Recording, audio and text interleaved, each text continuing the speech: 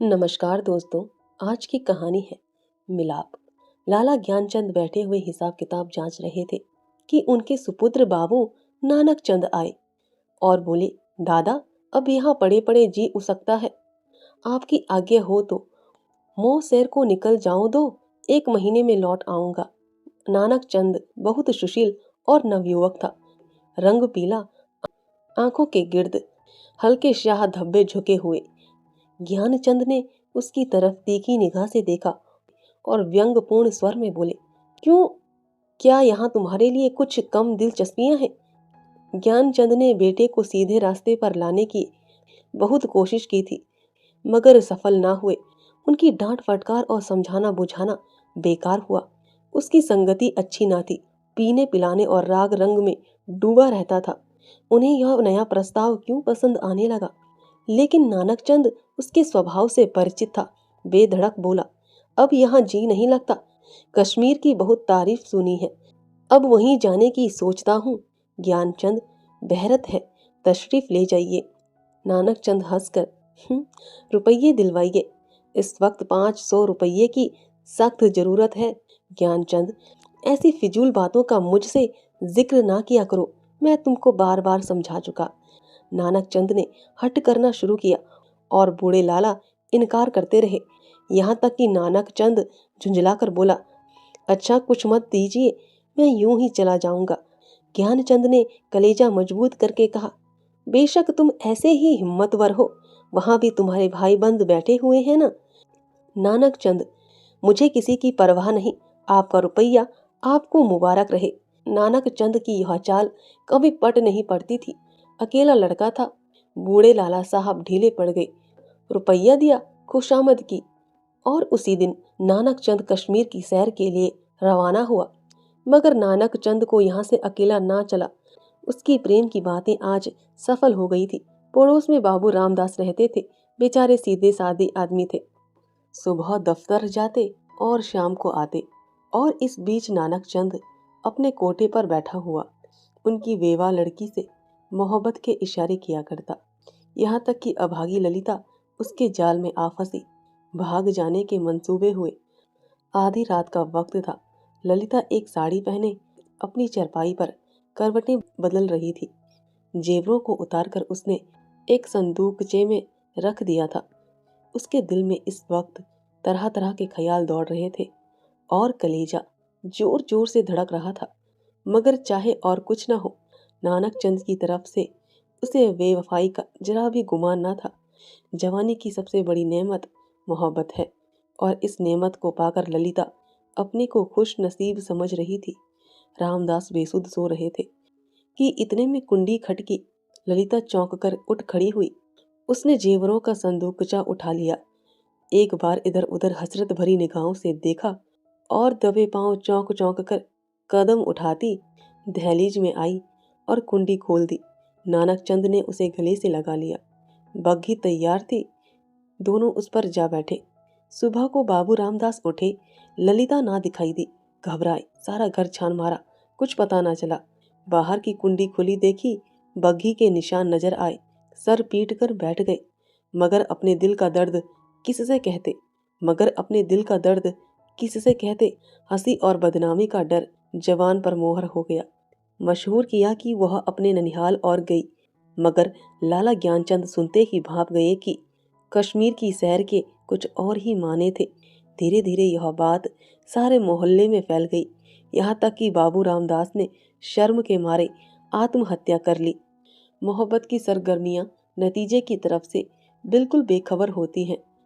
नानकचंद जिस वक्त बग्घी में ललित के साथ बैठा तो उसे इसके सिवाय और कोई ख्याल न था कि एक युवती मेरे बगल में बैठी है, जिसके दिल का मैं मालिक हूँ।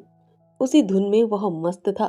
बदनामी का डर, कानून का खटका, जीविका के साधन, उन समस्याओं पर विचार करने की उसे उस वक्त फुर्सत ना थी। हाँ, उसने कश्मीर का इरादा छोड़ दिया, कलकत्ते जा पहुंचा। किफायत शाही का सबक ना पड़ा था। जो कुछ जमा जत्था थी 2 महीनों में खर्च हो गई। ललिता के गहनों पर नौबत आई, लेकिन नानकचंद में इतनी शराफत बाकी थी।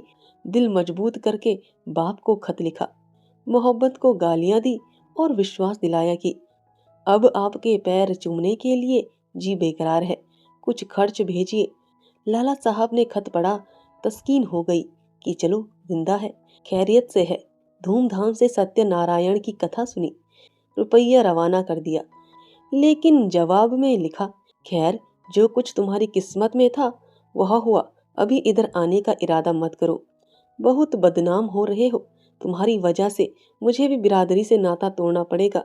इस तूफान को उतर जाने दो, तुम्हें खर्च की तकलीफ ना होगी, मगर इस औरत की बाह पकड़ी है तो उसका निभाह करना, उसे अपनी व्याहता स्त्री समझो।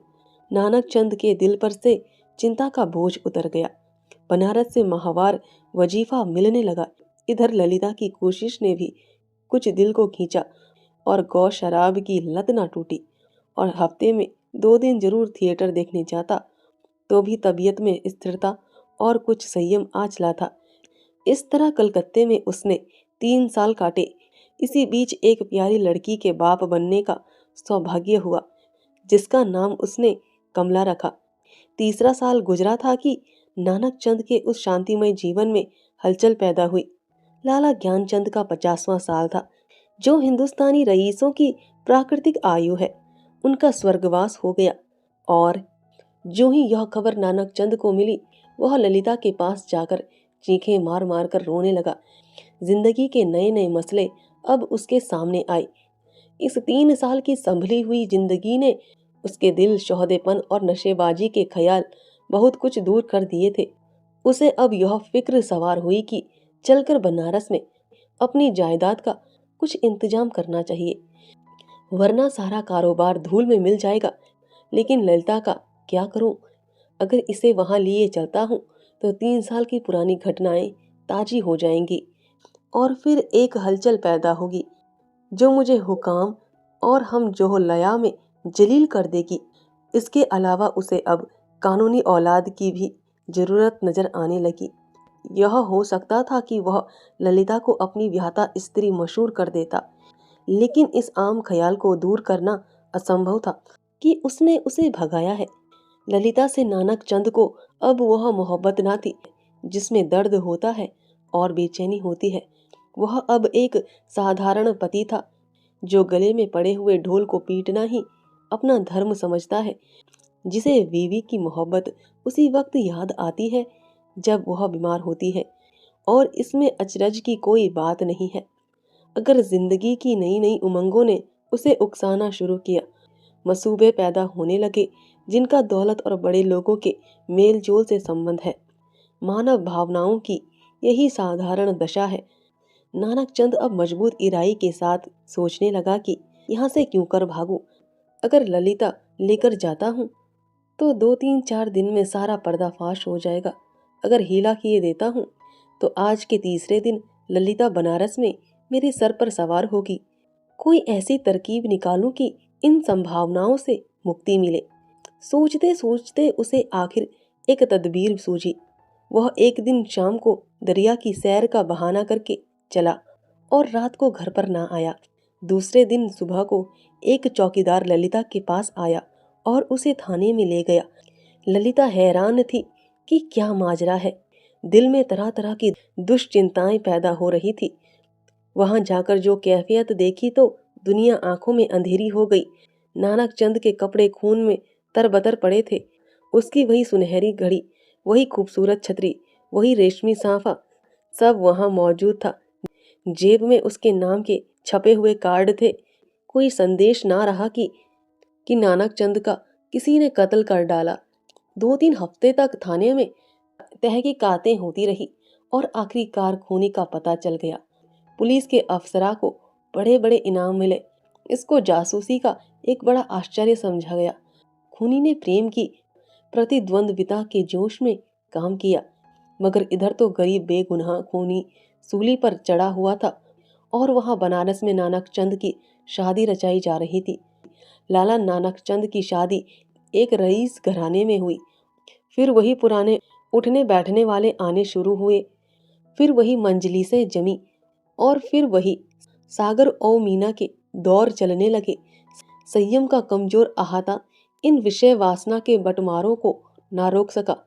हाँ, अब इस पीने पिलाने में कुछ पर्दा रखा जाता है और ऊपर से थोड़ी सी गंभीरता बनाए रखी जाती है। साल भर इसी बहार में गुजरा। नवेली बहू घर में कुड़ कुड़ कर मर गई। तपेदिक ने उसका काम तमाम कर दिया। तब दूसरी शादी हुई, मगर इस स्त्री में नानक चंद की सौंदर्य प्रेमी आंखों के लिए कोई आकर्षण ना था। इसका भी वही हाल हुआ। कभी बिना रोए कौर मुंह में नहीं दिया। 3 साल में चल बसी। तब तीसरी शादी हुई।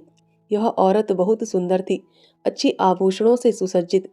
उसने नानक चंद के दिल में जगह कर ली। एक बच्चा भी पैदा हुआ था और नानक चंद गृहस्थिक आनंदों से परिचित होने लगा। दुनिया के नाते रिश्ते अपनी तरफ खिंचने लगे, मगर प्लेग के लिए ही सारे मंसूबे धूल में मिला दिए। पति प्राणा स्त्री मरी। 3 बरस का प्यारा लड़का हाथ से गया और दिल पर ऐसा दाग छोड़ गया जिसका कोई मरहम ना था। उच्च श्रृंखलता भी चली गई। अय्याशी का भी खात्मा हुआ। दिल पर रंजोगम छा गया और तबीयत संसार से विरक्त हो गई। जीवन की दुर्घटनाओं में अक्सर बड़े महत्व के नैतिक पहलू छिपे हुआ करते हैं। इन साइमों ने नानक चंद के दिल में मरे हुए इंसान को भी जगा दिया।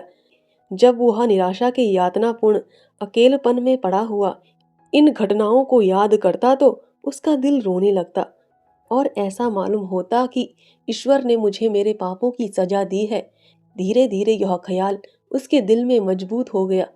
उफ, मैंने उस मासूम औरत पर कैसा जुल्म किया, कैसी बेरहमी की, यह उसी का दंड है।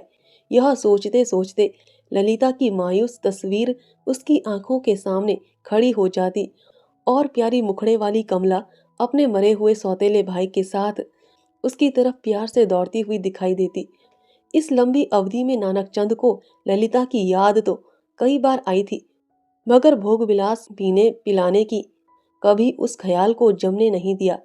एक धुंधला सा सपना दिखाई दिया और बिखर गया। मालूम नहीं दोनों मर गई या जिंदा हैं। अफसोस, ऐसी बेकसी की हालत में छोड़कर मैंने उनकी सुध तक ना ली। उस नेक नामी पर धिक्कार है जिसके लिए ऐसी निर्दयता की कीमत देनी पड़े। यह ख्याल उसके दिल पर इस बुरी तरह बैठा कि एक रोज वह कलकत्ता के लिए रवाना हो गया। सुबह का वक्त था। वह कलकत्ते पहुंचा और अपने उसी पुराने घर को चला। सारा शहर कुछ हो गया था। बहुत तलाश के बाद उसे अपना पुराना घर नजर आया। उसके दिल में जोर से धड़कन होने लगी और भावनाओं में हलचल पैदा हो गई। उसने एक पड़ोसी से पूछा, इस मकान में कौन रहता है? बूढ़ा बंगाली था। बोला, हम यह नहीं कह सकता कौन है कौन नहीं है। इतना बड़ा मुल्क में कौन किसको जानता है। हाँ, एक लड़की और उसका बूढ़ा माँ, 2 औरत रहता है। विधवा है, कपड़े की सिलाई करता है। जब से उसका आदमी मर गया तब से यही काम करके अपना पेट पालता है। इतने में दरवाजा खुला और एक 13-14 साल की सुंदर लड़की किताब लिए हुए बाहर निकली। नानक चंद पहचान गया कि यह कमला है। उसकी आंखों में आंसू उमड़ आए। बेअख्तियार जी चाहा कि उस लड़की को छाती से लगा ले। कुबेर की दौलत मिल गई। आवाज को संभाल कर बोला, बेटी जाकर अपनी अम्मा को कह दो कि बनारस से एक आदमी आया है। लड़की अंदर चली गई और थोड़ी देर में ललिता दरवाजे पर आई। उसके चेहरे पर घूंघट था और गो सौंदर्य की ताजगी ना थी, मगर आकर्षण अब भी था। नानक चंद ने उसे देखा और एक ठंडी सांस ली। पति व्रत और धैर्य और निराश की सजीव मूर्ति सामने खड़ी थी। उसने बहुत जोर लगाया मगर जपत ना हो सका। बरबस रोने लगा। ललिता ने घूंघट की आव से उसे देखा और आश्चर्य के सागर में डूब गई। वह चित्र जो हृदय पर अंकित था और जो जीवन के अकाल्पनिक आनंदों की याद दिलाता रहता था, जो सपनों के सामने आ आकर कभी खुशी के गीत सुनाता था और कभी रंज के तीर चुभाता था, इस वक्त सजीव सचल सामने खड़ा था। ललिता पर बेहोशी छा गई। कुछ वही हालत जो आदमी को सपने में होती है। वह व्यग्र होकर नानक चंद की तरफ बढ़ी और रोती हुई बोली, मुझे भी अपने साथ ले चलो। मुझे अकेले किस पर छोड़ दिया है। मुझसे अब यहाँ नहीं रहा जाता। ललिता को इस बात की भी जरा भी चेतना ना थी कि वह उस व्यक्ति के सामने खड़ी है जो एक जमाना हुआ मर चुका, वरना शायद वह चीख कर भागती। उस पर एक सपने की सी हालत छाई हुई थी। मगर जब नानक चंद ने उसे सीने से लगाकर कहा, ललिता अब तुमको अकेले ना रहना पड़ेगा, तुम्हें इन आंखों की पुतली बनाकर रखूंगा। मैं इसलिए तुम्हारे पास आया हूँ। मैं अब तक नर्क में था, अब तुम्हारे साथ स्वर्ग का सुख भोगूंगा। तो ललिता चौंकी, छिटक कर अलग हटती हुई बोली, आंखों को तो यकीन आ गया, मगर दिल को नहीं आता। ईश्वर करे यह सपना ना हो। जमाना से। धन्यवाद दोस्तों। आशा है आपको यह कहानी पसंद आई हो।